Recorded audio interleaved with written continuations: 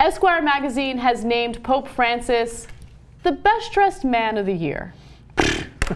Okay, we've officially jumped the shark. Yes. Okay, like, look, we've done a lot of stories about where we were excited with the Pope, okay? Yes. And I think very rightfully so. I mean, I even have him among my Turk of the Year candidates, right? But when we're starting to talk about, like, his sense of style, now we've gotten to the level of absurdity. So let me give you their reasoning behind choosing him as the best dressed man, because it might change your mind, okay? Yeah.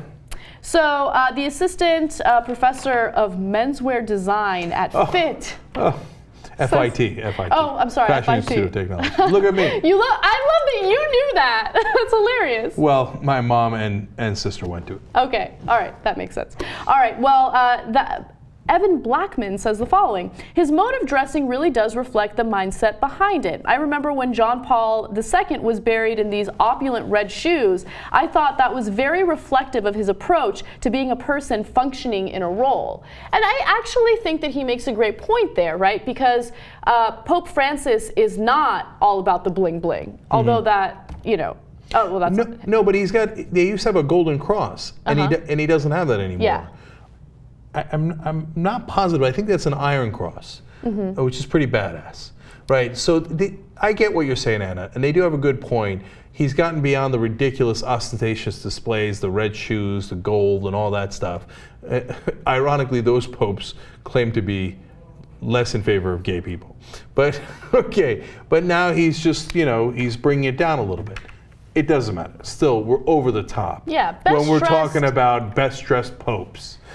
I agree. I agree. Well, I think you would hate any type of best dressed list. But the whole point of having one in the first place, for those who actually care about it, is because you want to use that person as an example of how to style yourself personally. No one's going to go out there and dress like a freaking pope.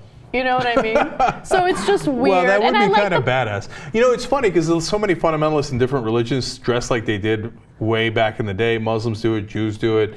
When the Jews are stuck in like 18th or 18th or 19th century, I believe, Western Russia, but I'm not positive. Like they got frozen in time with the giant hats and the giant coats and stuff like that. So it's not impossible. I mean, the Pope doesn't dress any funnier than they do. Right? Yeah, so, no one's going to dress like the Pope. Yeah, well, luckily. No one who is not part of the Catholic Church. You think fashion won't eventually do it? Look, fashion is so crazy. You know what? Here's another marker I'll lay down. You keep mixing up avant-garde fashion, runway fashion. There will be some runway where they'll do Pope avant-garde. They probably will. They might. I don't even know what that term means. But that's not meant to go mainstream. We've had this discussion before. Let's not talk about fashion. Okay. All right, I'm just telling you.